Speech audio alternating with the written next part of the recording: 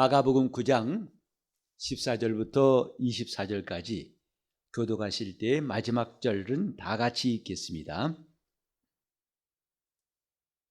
저희가 이에 제자들에게 와서 보니 큰 무리가 둘렀고 서기관들이 더불어 변론하더니 온 무리가 곧 예수를 보고 심히 놀라며 달려와 문안하거늘 예수께서 물으시되 너희가 무엇을 저희와 변론하느냐? 무리 중에 하나가 대답하되 선생님, 벙어리 귀신 들린 내 아들을 선생님께 데려왔나이다. 귀신이 어디서든지 저를 잡으면 거꾸러져 거품을 흘리며 이를 갈며 그리고 파리하여 가는지라. 내가 선생의 제자들에게 내어 쫓아달라 하였으나 저희가 능히 하지 못하더이다. 대답하여 가라사대 믿음이 없는 세대여, 내가 얼마나 너희와 함께 있으며 얼마나 너희를 참으리요. 그를 내게로 데려오라 하시매 이에 데리고 오니 귀신이 예수를 보고 그 아이로 심히 경련을 일으키게 하는지라. 저가 땅에 엎드려져 굴며 거품을 흘리더라. 예수께서 그 아비에게 물으시되 언제부터 이렇게 되었느냐 하시니 가로되 어릴 때부터니이다. 귀신이 저를 죽이려고 불과 물에 자주 던졌나이다. 그러나 무엇을 하실 수 있거든 우리를 불쌍히 여기사 도와주옵소서. 예수께서 이르시되 할 수 있거든이 무슨 말이냐? 믿는 자에게는 능치만 할 일이 없느니라 하시니 곧 그 아이의 아비가 소리를 질러 가로되 내가 믿나이다. 나의 믿음 없는 것을 도와주소서 하더라.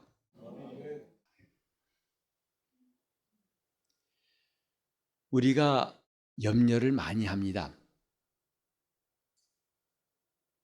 염려하는 것이 참 일상이 되다시피 하고 또 더 나아가서는 꿈속에서도 염려하고 걱정하고 근심하고. 그런데 성경은 염려하지 말라고 말씀하십니다.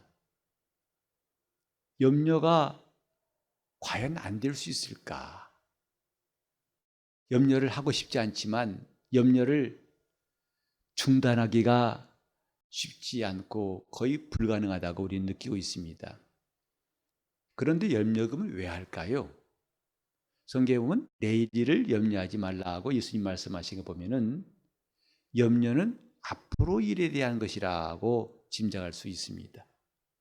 과거 일을 염려하는 게 아니라 앞으로 되어질 것들 때문에 과연 그것이 잘 될 건가 안 될 건가, 이게 득이 될 것인지 손해가 될 것인지 앞일을 모르기 때문에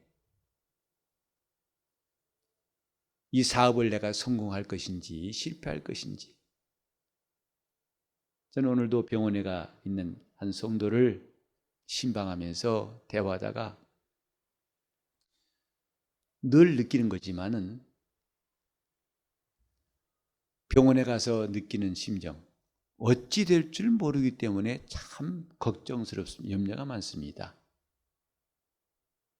의사가 말한 여러 조건 보면은 그는 나중에라도 자기 책임에서 자유롭고 싶어가지고 만약에 안 되면 이럴 경우도 있고 이럴 경우도 있고 온갖 경우를 다 미리 알려주고 그걸 받아들이라고 합니다. 그러니 참 복잡해지죠. 이것이 잘 될 건가 못 될 건가. 수술 전과 수술 후가 판이하고 우리 성도님들이 기도해 주셨던 덕분에 이제 그 성도는 아주 많이 좋아져 가지고 당장 하루 종일 혹은 그 이상도 걸릴 수 있다는 수술을 9시간 만에 끝냈고 그 앞에 1차 수술은 한 4-5시간 걸린다는 걸 2시간 만에 끝내가지고 오히려 너무 빨리 끝내서 나중에 목사님 혹시 이상한 거 아닙니까? 너무 빨리 끝낸 것도 걱정스러워요. 그래서 제가 의사는 아니지만 안심시켰죠. 수술 예정 시간보다도 길어지면 좀 문제 있다 하지만 아니 빨리 끝났는데 그 잘 됐겠지요 라고 말했습니다. 염려하는 것은 우리가 앞일을 모르기 때문에 누구나 다 그럴 수 있을 거라고 생각합니다. 우린 누구나 다 앞일을 모릅니다. 어찌 될지 지금 깔깔깔 웃다가 바로 다음 순간에 통곡하고 슬퍼할 수 있는 일이 생길 수 있고, 그렇게 잘 나가던 사람이 하루아침에 모든 것이 다 망가져가지고 무너질 수 있고, 희노애락이 누구에게나 교차할 수 있어서 한때 잘 나가던 사람이 무너지는 것 우리 많이 보았습니다. 그래 사람들은 좀 누가 이걸 알려주었으면, 이것을 미리 답을 내게 말해준 사람이 있으면 좋겠다. 그래서 점쟁이를 찾는 것 같아요. 말해다오. 내가 이 일을 하랴 말이야. 내가 이 사람과 결혼하랴 말이야. 내가 이쪽으로 가랴 말이야. 우리 아이가 이번에 입학시험 보는데 붙을 것 같으냐 떨릴 것 같으냐. 오죽 답답하고 마음에 조급했으면 점쟁이한테 가서 물어볼까. 근데 지금은 좀 그런 사람이 드물어요. 전에는 우리 어렸을 때 보면 점치는 분들 보면 주로 눈이 잘 안 보이는 사람들이었어요. 안경 쓰고. 근데 눈이 안 보이는 사람한테 가지고 두 눈 멀쩡한 사람에 가서 앞에 좀 복채를 주면서 앞일 좀 보게 해달라고 그러죠. 참 재밌지 않습니까? 그리고 쪽집게 점쟁이라는 사람한테는 사람들이 많이 몰립니다. 딱딱 집어낸다는 거죠. 기가 막히게 맞춘다는 거죠. 그렇게 어떤 사람의 앞일을 미리 보고 말해줄 수 있다면 자기 인생은 왜 못 보는가 하는 궁금증이 늘 있었어요. 그럼 그 자리에 앉아있지 말할 거 아니겠습니까? 사람들은 지금 앞일에 대한 걱정, 내일은 무슨 일이 있을 것인가? 내년도에는 과연 내가 이 일을 그만둘 건가 말 건가? 이렇게 앞일에 대해서 알지 못하는 사람들은 불안해할 수밖에 없고 염려하는 것은 어쩌면 당연한 것일지 몰라요. 그걸 조금 더 해결하려고 애쓰는 게 뭐냐면 과학적인 방법이라 해가지고 확률을 따집니다. 이게 잘 될 수 있는 확률은 몇 퍼센트? 그래서 확률을 말하면 상당히 미신적이 아니라 수준 높은 사람처럼 생각합니다. 그래서 이것이 될 확률은 몇 퍼센트다. 그러면 그 확률에 마음이 끌리지요. 저도 대학에서 통계학을 공부한 경험이 있습니다. 통계에서 확률은 매우 중요한 내용이에요. 근데 종종 말합니다만 통계학에서 확률은 참고하라는 것 정도지 그게 답은 아닙니다. 그냥 이 정도다. 그것도 과거의 경험에 의하면 이 정도다. 그러니 참고 정도는 할 수 있지만은, 그래서 어떤 사람이 선거에 나가가지고 될 확률, 자기는 될 수 있다고 확률 믿고 나갔으면 떨어졌어요. 그 누구한테 항의할 수 없어요. 그건 할 수 없다 이 말이죠. 우리가 지금 주님 앞에 나왔을 때에 이렇게 대책 없이 저 미신을 쫓는 사람들처럼 그렇게 허황된 길을 택할 것인가, 아니면 조금 고급스러워져 가지고 이제는 확률을 따진 사람들일 것인가, 이게 될 것 같으냐, 된다면 몇 퍼센트 가능하냐. 그래 의사들도 암을 치료할 때에 지금 이 사람에게 암 치료하면 초기니까 완치 확률이 몇 퍼센트 그러면 상당히 마음에 놓이죠. 그러나 말기이기 때문에 생존 확률은 10%도 안 됩니다. 그러면 절망하죠. 이런 확률을 따지는 것은 상당히 좀 세련되고 수준 높은 것처럼 생각합니다. 오늘 이 본문에도 그와 같은 내용이 나와 있어요. 귀신이 막 이 아이를 억압하고 괴롭히는 이 상황에서 그 아버지가 이를 해결하려고 저자들 앞에 나와서 도와달라고 했지만 그들도 못했다 이 말이죠. 근데 마침 예수님이 오시니까 예수님께 매달려 가지고 말하지요. 여기 보면은 그러나 무엇을 하실 수 있거든 우리를 불쌍히 여기사 도와주옵소서. 하실 수 있거든 우리에게 도와달라고 말합니다. 그러니까 예수님이 다 하실 수 있다는 걸 인정한 게 아니라 그럴 수 있는 확률이 있다면, 그게 가능하다면 도와주십시오, 이런 것이다 이 말이죠. 믿음은 이런 모양은 아니다 이 말이죠. 다시 말하면 믿음은 확률이 아니다. 확률을 따지는 식으로 믿음 가져서는 안 된다 하는 것을 본문에서 우리가 배울 수 있습니다. 할 수 있거든 우리를 도와주옵소서. 그때 주님이 말씀하시기를 할 수 있거든이 무슨 말이냐. 믿는 자에게는 능치 못할 일이 없느니라 하니까 이 사람들이여 태도를 바꿨지요. 지금까지는 할 수 있거든 이라는 확률, 가능성에 매달렸지만은 이제 뭐라고 했으냐면 24절에 곧 그 아이의 아비가 소리를 질러 가로되 내가 믿나이다. 내가 믿나이다. 아까는 할 수 있거든 도와달라고 했었고 이제는 내가 믿나이다 그랬어요. 확률이냐 믿음이냐. 영적 생활은 이런 줄다리기에서 얼른 결정하는 것이 중요합니다.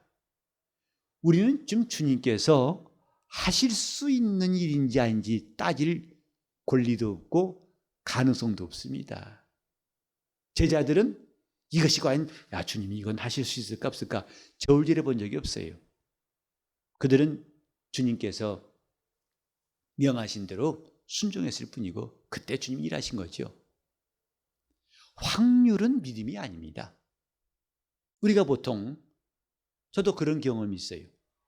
어떤 아픈 사람이 올 때에 그 모양이 참 상태가 험하면 자신감이 없어져요. 그리고 좀 멀쩡하게 아픈 사람이면 좀 자신감이 생기는 것 같아요. 그래서 줄지어서 이제 안수 받으러 온 사람들 가운데에서 좀 험하게 아픈 사람은 나한테 안 왔으면 하는 묘한 소원이 생기죠. 그리고 나한테는 조금 좀 아주 건전하게 아픈 사람만, 그것이 얼마나 우스운 일인지 그때도 우습고 지금 생각하면 우습습니다.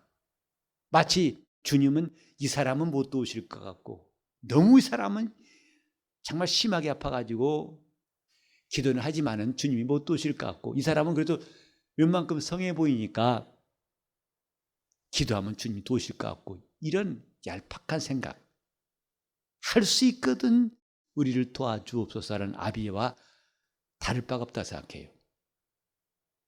믿음은 그분의 가능성을 따지지 않습니다. 그분을 신뢰하는 것뿐이에요. 왜? 그분에게는 못할 것이 없다. 할 수 있거든이 무슨 말이냐? 믿는 자에게는 능치 못할 일이 없느니라. 애당초부터 가능성을 두고 하는 것은 믿음의 자세가 아닙니다. 저는 가끔 이제 가족 가운데 많이 아픈 사람, 심하게 아픈 사람이 와서 기도 부탁할 때 목사님 어떻게 나을 것 같습니까? 나한테 그거 물어볼 때 참 황당하더라고요. 나는 이 사람이 나을 수 있는 점인지 그걸 분별한 사람이 아니에요. 나는 다만 주님께서 명하셨으니까, 그분이 이를 위해 기도하라 하셨으니까, 그리고 그 다음에는 그분이 일하신다고 했으니까 나는 순종할 뿐인 겁니다. 우리 마음속에 이렇게 주님에 대한 생각이 아직도 믿는다고 하면서도 가능성을 염두에 두고 그걸 따지는 것이 없지 않을까. 저는 이번에 코스타리카 가서도 참 감사한 일을 경험했고 또 앞으로도 경험하게 될 것 같은데, 거기에 이번에 수료하는 분 가운데 한 사람, 자기 누이 동생인가, 작년에 제가 갔을 때 기도를 부탁해서 제가 기도해 줬다고 그러더라고요. 저는 기억이 안 나요.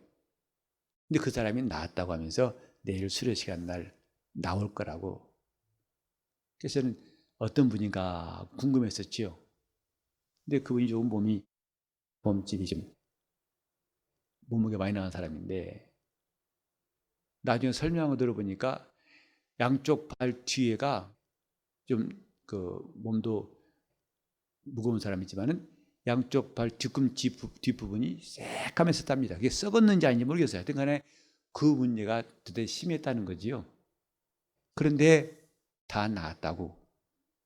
그래서 지금 상태 어떠냐 물어봤더니 아주 좋다고 이렇게 그 사람이 말하더라고요. 저는 그 당시에도 그 사람을 위해 기도했다는 것 자체도 기억 안 났으니, 다만 저는 그가 나을 것인지 안 나을 것인지 별로 제게는 중요한 사실이 아니에요. 다만 주님 말씀하신 대로 기도하라 했으니 기도할 뿐이다 라고 생각합니다. 그랬더니 또 다음에 그걸 듣고서 어떤 사람이 자기 아는 사람을 데리고 와가지고, 그 사람은 젊은 여자인데 산소통 가지고 호흡기를 끼고 왔어요. 폐 상태가 무척 안 좋은 것, 정확한 병명을 잘 모르겠어요. 그 사람에게 복음을 전한 다음에 위에서 기도해주고 돌아왔는데, 오늘 아침에 제가 문자 전사님이 전해줘서 받아봤어요. 지금까지 그 사람 폐 상태가 46% 정도 기능이 있었답니다. 그런데 한 2주 지났죠. 제가 돌아온 지, 그때 기도한 지가. 근데 최근에 검사해 봤는데 57%로 좋아졌대요. 여러분 아시는 바에 폐는 좋아지는 게 없잖아요. 재생하고 나아진 그 상태만 유지하면 최선이에요. 그런데 46%에서 그렇게 좋아져서 하나님께 감사한다는 글과 함께 그 스페인어로 된 걸 제가 받아봤는데, 우린 뭔가 하나님 앞에 설 때 그분을 전적으로 신뢰하는 문제가 필요하지 않나. 그분에 대한 신뢰는 가능성 가지고 따지는 것은 아니다. 확률이 아니다. 저 야구 선수, 타자로서 살 타자라면 참 잘 친 사람입니다. 우리나라도 거의 아마 몇 명 없을 텐데, 그게 뭐냐면 10번 나와서 4번 안타 치면 살 타자예요. 그건 확률일 뿐입니다. 그래서 이제 아나운서가 말합니다. 아, 이번 타자가 잘 친 타자인데, 아, 지금 타율이 4할 몇 푼이고. 그렇다고 해서 지금 이 사람이 안타를 친다는 보장이 없어요. 다만 확률은 참고할 뿐인 겁니다. 그 사람이 헛방망이질해가지고 아웃될 수 있어요. 우리가 지금 주님 앞에서 가진 믿음이 뭐냐?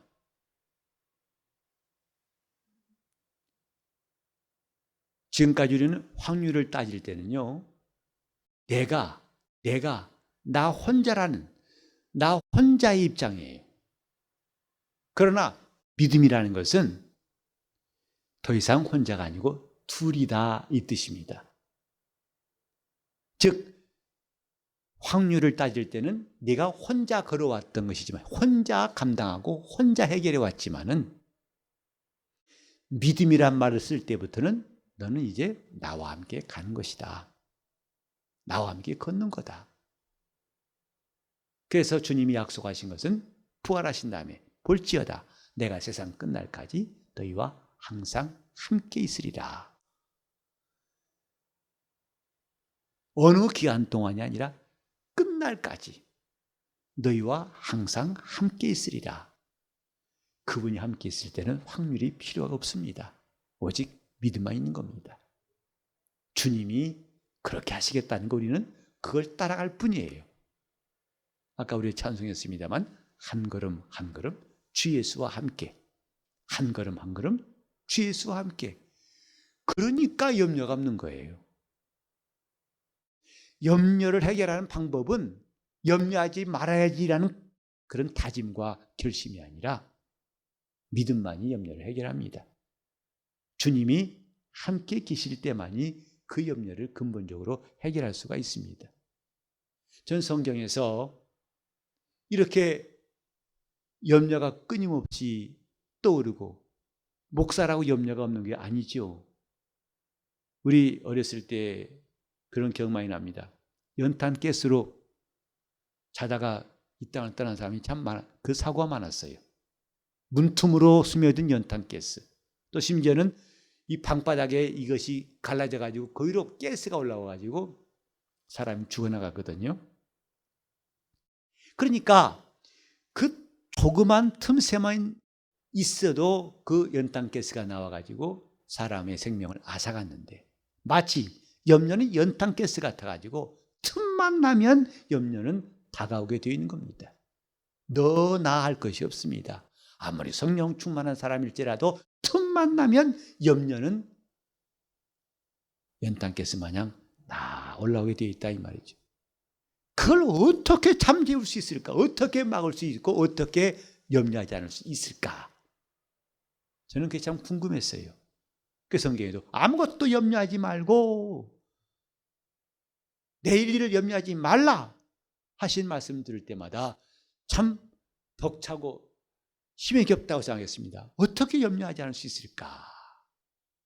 네, 하나님의 말씀에 우리가 염려하지 않고 하나님 앞에 기도한다면 그 다음에 어떤 일이 일어나는가? 모든 지각에 뛰어난, 즉 사람들의 상상을 초월하는 하나님의 평강이 너희 마음과 생각을 지키실 것이다.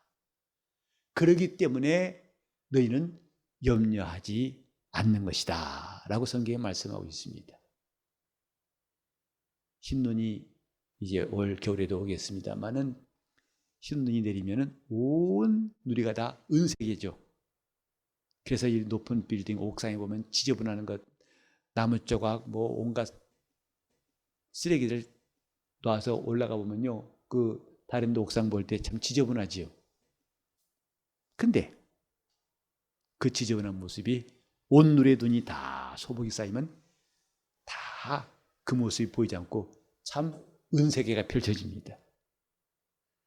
그렇게 눈이 다 소복이 내려가지고 모든 추앙을 덮어버리니까 그런 것이 안 보인 것처럼 하나님의 평강이 너희 마음과 생각을 지키시리라. 그러시기 때문에 너희는 염려하지 말고 기도하라. 너희 구할 것을 감사함으로 하나님께 아뢰라. 주님께서 우리에게 염려하지 말라는 것은 무리한 부탁하신 것이 아닙니다. 그리고 가능성, 그나마 무리한 부탁에서 낙심도 않고 그 다음에 제대로 믿지도 않고 애매한 중간 상태, 확률을 따지고 확률에 매달리는 그것도 주님은 불완전하다 생각하시고 그걸 완전히 극복하는 길이 있다. 이젠 내가 함께 하겠다. 너 혼자 걷지 말아라. 내가 같이 가겠다. 그래서 그분이 함께 하시고 함께 가시고 함께 역사하시는 놀라운 역사가 정말 확률이 아니라 믿음을 택한 사람들에게 오늘 똑같이 우리에게 그 약속은 이루어지는 겁니다. 우리 이 밤에 이 놀라운 사실, 정말 내 믿음은 더 이상 확률 따위를, 가능성 따위를 보고서 일희일비하는 그런 일을 버리고 오직 전심으로 주님만을 의지하겠다. 그분과 함께 하겠다는 결심이 우리 안에 분명히 서가지고 이제 그분의 평강으로 나갈 수 있기를 바랍니다. 그분은 우리와 함께 하신 분이고 우리가 혼자 있기를 원치 않으신 분이시고 내가 항상 너희와 함께 하겠다고 말씀하셨습니다. 예수와 함께 걸어갑시다. 예수와 함께 일하고 예수와 함께 마침내 저 천국문에서 승리할 수 있도록 하시기를 예수 이름으로 축원합니다. 기도하실 때 내 영혼이 정말 확률을 의지하지 않고 신앙 가질 수 있도록, 확률이 아니라 믿음으로 살 수 있도록 동성으로 기도하시겠습니다. 하나님 아버지, 우리가 주님을 의지하는 마음이 더욱 담대하게 도와주시고 연약한 믿음이 강하고 담대하여 하나님의 능력을 의지할 수 있도록 도와주시기를 간절히 비원합니다. 우리가 얼마나 연약한지, 우리가 스스로 설 수가 없고 스스로 해결할 수 없는 것을 주님 앞에 고백합니다. 그렇기 때문에 우리가 어찌할 뻔하지 못하여 주님을 바라볼 수 있게 하셨사오니 주님, 여호사밧 왕이 말했던 것 같이 우리가 어찌할 바를 알지 못하여 다만 주님을 바라봅니다 라고 했던 것 같이 우리도 기도하게 도와주시기를 원합니다. 이 밤에 우리는 주님을 바라보고 오직 주님을 의지할 수 있도록 역사하여 주옵소서. 내가 할 수 있는 것이 없을지라도 이것이 낙심할 수 있는 사항이 아니라